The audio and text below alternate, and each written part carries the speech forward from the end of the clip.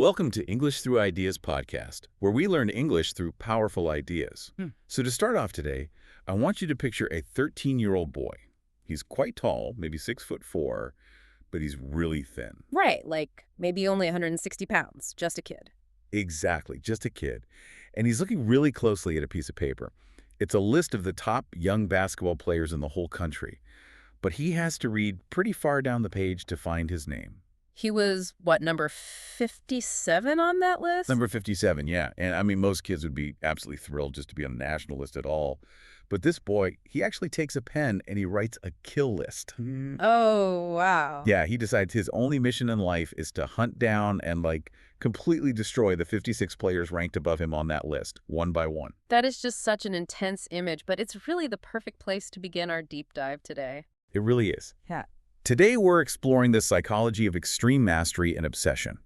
And we're using the facts from a really famous source video. It's called Kobe Bryant's Last Great Interview on the Valuetainment channel. Right, and we need to be really clear about this source. This interview, it isn't just some casual conversation about winning basketball games or, holding up trophies. No, not at all. The interviewer asked some really deep questions about fear, failure, and these intense daily mental habits. It serves as this very raw, honest look inside a brilliant mind. We really want to discover the actual steps someone takes to build that kind of unbreakable psychology. Like, how do they handle conflicts with other strong personalities? Yeah, especially people who don't share their values. And what actually happens when a mind like that finally has to stop playing the sport they love? It truly is a masterclass in psychology. I mean, the level of focus we're talking about today, it really breaks the mold of normal human behavior. Let's look a bit closer at his teenage years. Yeah, let's start there. Because the source material shows that his physical talent wasn't even his biggest weapon. His mind was. When he was 13, playing those summer basketball games. Right, the summer camps. Yeah. He intentionally didn't play to win. He actively chose to play poorly in some areas. Which is, think about how strange that behavior is for a young athlete. Normally, a teenager just wants to show off. Oh, absolutely. They want the glory. Exactly. They want to score the most points, win the game, and get all the applause from the crowd. But he noticed that all the other kids were just relying on their natural strengths. Yeah. Like if he was fast, he only ran fast. Yeah. If he was tall, he only stood near the basket. They just wanted to win that single afternoon. Exactly, just that one day. But he was playing a much, much longer game. He looked at his own skills and found his weaknesses. So if he was bad at shooting with his left hand, he would force himself to only shoot with his left hand during the actual game. Even if it made him lose. Even if it made him lose. If he was bad at playing close to the basket, he just stayed there all game. The thinking behind this strategy is just brilliant. He understood this really simple truth about human growth. He calculated that by the time everyone turned 17, all those other players would still be relying on those same early strengths. Right, they plateau. Exactly. But he would have spent 4 entire years fixing every single weak spot. He systematically removed his flaws just by facing them head-on really early. It reminds me of, like a chess grandmaster. Oh, how so? Like a chess master who decides to lose 20 practice games on purpose. They lose just to test out this complicated new defensive strategy. You accept looking foolish today so that nobody can find a weakness tomorrow. That's a great analogy. But I have to ask, how does someone even develop this mindset? Was this just some natural competitive fire inside him, or was there a specific framework he was using? Well, according to the source, he built a very deliberate framework. He basically made a promise to himself at age 13 that he would be the greatest player ever. Just a casual goal for a 13-year-old? Right. But from that moment forward, he looked at the entire world through one single filter. If a conversation or a hobby or a relationship didn't help him reach that ultimate goal, he just didn't do it. You just threw it away. Yeah, he threw it away. Every single action had to serve the mission. But wait, how does that actually work in real life? Because, he still had to do other things. He went to high school. He watched movies. Right. How does sitting in a normal, everyday English class help you shoot a basketball? The math doesn't really seem to make sense there. And that is exactly where the source gets really interesting. Because he didn't just ignore things outside of basketball. He forced them to connect to basketball. Oh, really? Yeah, there's this great story about his high school teacher, Jane Mastriano. She taught him how to write. But, he didn't want to write stories just to be some creative artist. Then why do it? Because he realized that if he understood how a story works, he would understand human emotion. And if he understands human emotion, he knows exactly what his teammates are feeling. Oh, wow. And what his opponents are feeling, too. Exactly. And that makes him a better leader and a much better player on the court. He actually said the whole world became his library. Every book he read, every movie he watched, every person he met, it all just gave him information. Information he could use. Right. He just took that information and applied it directly to his game. And, for anyone listening right now, think about how you consume information. That's a good point for the listener. Yeah, like when you watch a TV show or read an article, are you just passing the time? Or are you actively pulling out ideas to make yourself better at your job or your hobby? It completely changes how you experience the world. It really does. And applying that level of intense focus throughout childhood, it builds an incredibly strong foundation. Definitely.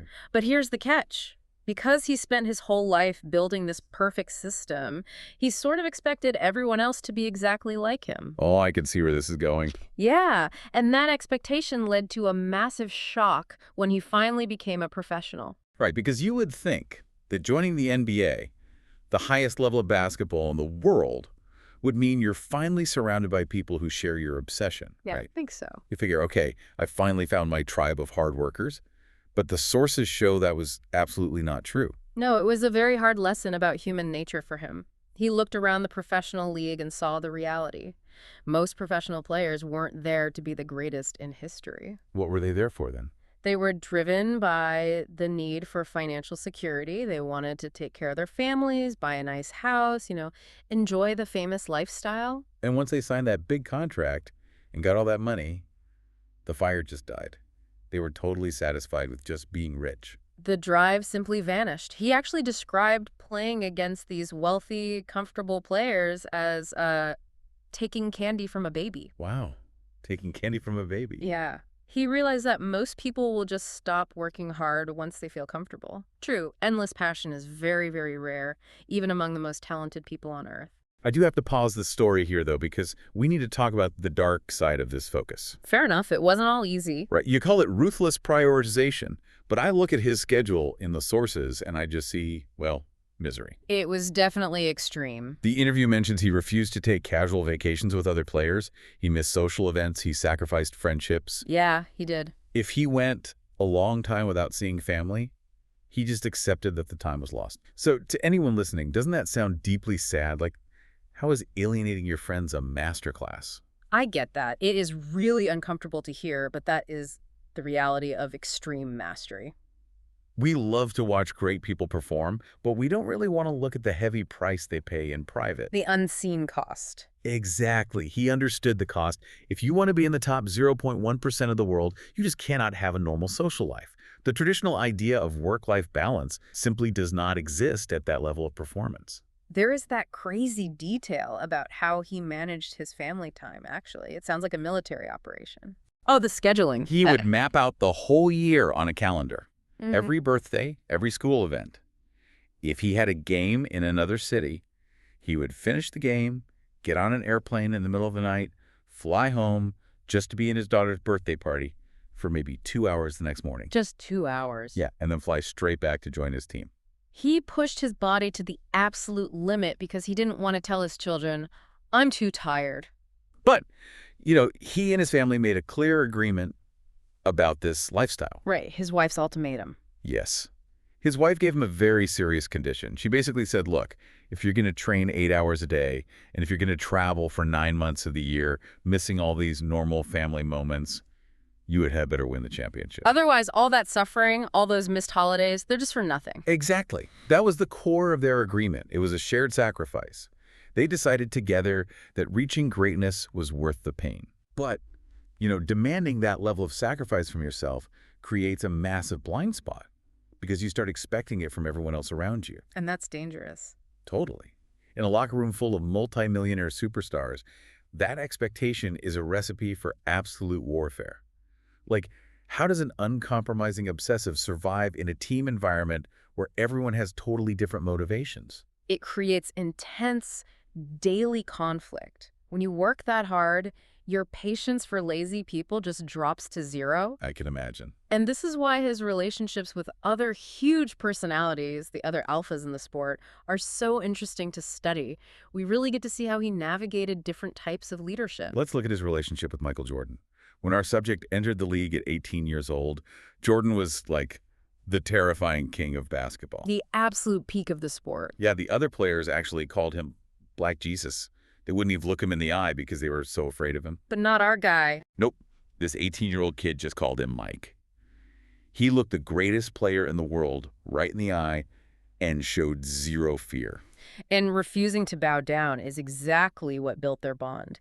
Jordan looked at him and saw a mirror image of himself. He saw the crazy obsession. Right. When you find someone who speaks your very rare language of extreme hard work, you naturally respect them. But the dynamic changes completely when you meet someone with opposite values. Which brings up Shaquille O'Neal. Oh, Shaq. Shaq was huge, powerful, and honestly had more natural talent than anyone. Yeah. But he liked to have fun, He liked to relax. He didn't have that crazy everyday discipline. And that drove our subject crazy. He said clearly that if Shaq had worked harder, Shaq would be the undisputed greatest of all time. The frustration really builds when one person thinks hard work is the only thing that matters, and the other person thinks natural talent is enough. It built up so much that they actually got into a real fist fight during a practice. Two massive guys just going at it. Literally throwing punches. But the amazing thing in the source is that the physical fight actually solved the problem. How so? Well, Shaq was used to everyone running away because he was so big.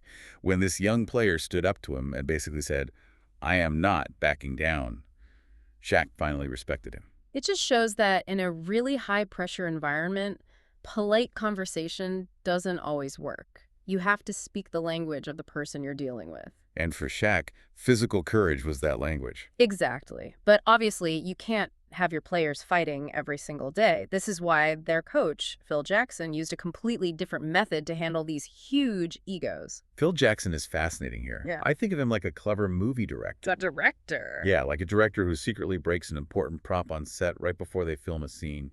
He wants his actors to get angry, improvise, and eventually bond together to fix the problem. That's a really good way to picture it. The sources detail how Phil Jackson hated telling people what to do directly. He used this very indirect style of leadership. Very sneaky. Yeah, if he wanted to motivate his team, he would whisper something negative to a reporter, knowing the players would read it in the newspaper the next day and get angry. He would purposely make his two best players angry at each other, just to give them a common enemy to focus on. The interview actually compares his style to the ocean storm in the cartoon movie Moana. Oh, I love that movie. Right, so the coach would create a storm. He would let the players fight the wind and the waves.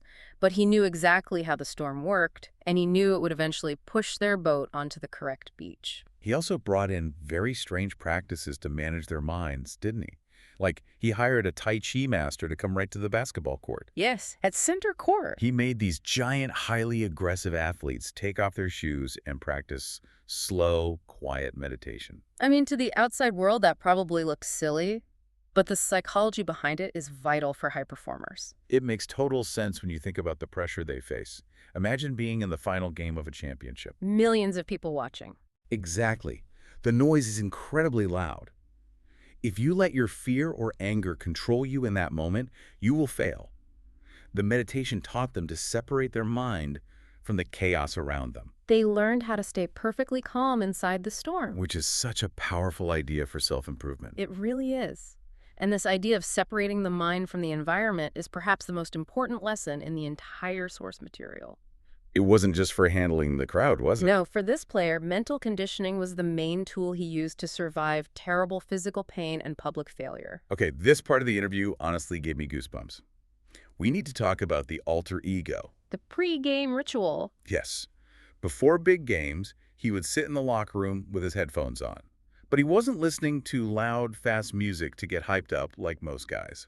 What was he listening to? He was listening to the slow, scary theme song from the horror movie Halloween, over and over again. The music for the killer, Michael Myers. We really need to explore why he chose that specific dark character. Well, in the movie, Michael Myers doesn't feel anything. He isn't angry. He isn't happy. He just moves forward, completely empty of emotion. He's just a force. Exactly. And our subject used that idea to build a mental cage for himself. He created an alter ego called the Black Mamba. When he stepped onto the court, he was no longer a human being with normal fears or doubts. He became this emotionless character. Yeah, Creating an alter ego is an incredibly powerful psychological trick. It gives you permission to leave your normal, fragile self behind. because the normal self gets scared. Right. The human ego feels shame when people laugh at you. The human ego worries about failing. But an alter ego, it doesn't care about any of that. It allows you to operate without hesitation. This perfectly explains how he survived his rookie year. I mean, at 18 years old, playing on national television, he shoots the ball 5 times in the final moments of a huge playoff game. And misses. Every single time, the ball completely misses the basket. Air balls. The team loses the game because of him. Most young people would be totally destroyed by that level of embarrassment. Because the human ego says, everyone is laughing at me, I should hide. But the alter ego does not feel shame. He just looked at the physics of the situation. He looked at the math. Yeah, he literally said, okay, the ball went straight, but it didn't go far enough. Yeah. Why? Because my legs are tired from playing 82 games, my legs are weak, so I need a new weightlifting program. Just incredibly practical. That was it. He removed the emotion and just fixed the math problem. That emotional detachment is so impressive. But, he took it even further. He actually used this mental control to override physical injury. The burning house analogy. I want everyone listening to try and imagine this in your own life. It's a great thought experiment. Think about a time you had a really bad injury, like maybe you pulled a muscle in your leg. It hurts so much you can barely stand. The doctor tells you to lie on the couch and rest. Right, and in that moment, your brain is sending these strong pain signals, telling your body to stop moving so you can protect the muscle. But now, imagine you're on that couch, and suddenly you smell smoke. Your house is on fire. Okay, stakes are raised. And your children are sleeping in the bedroom upstairs. What happens to the pain in your leg? The pain disappears. You jump up, run up the stairs, and save your family. Exactly. Your mind decides that saving your children is so much more important than your muscle that it simply turns off the pain signal. The stakes are too high for pain. And he applied this exact logic to his sport. Which is wild. It is a remarkable level of cognitive control. When he suffered a torn Achilles tendon, which is an injury where the thick cord in the back of your leg completely snaps, he didn't fall down and cry. And for a basketball player, that injury is usually the end of their whole career. The pain is blinding.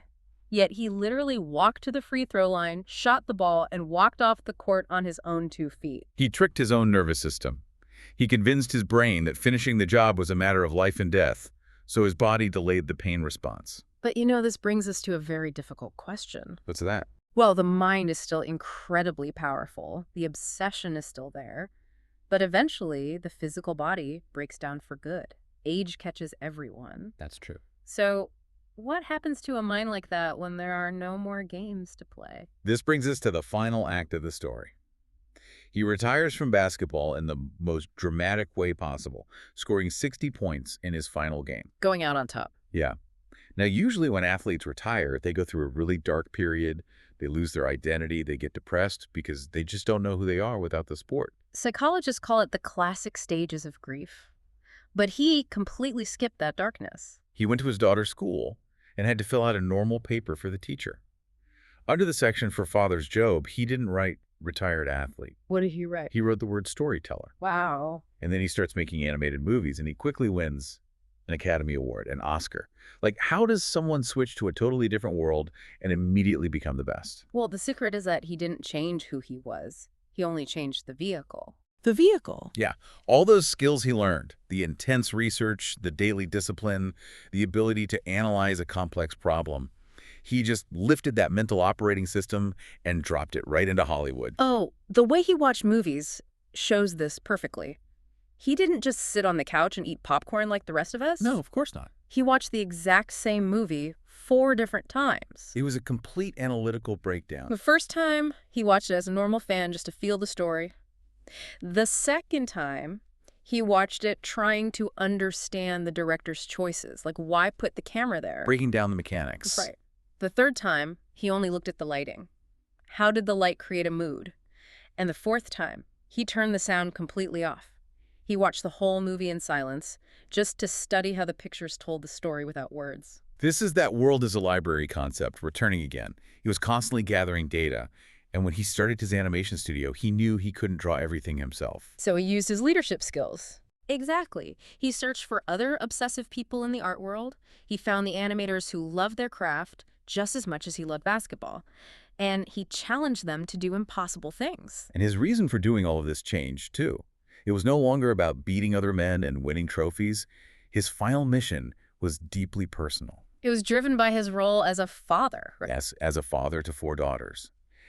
He looked at the animation industry and saw that women didn't have enough opportunities. So he used his power and his obsession to create a space for them.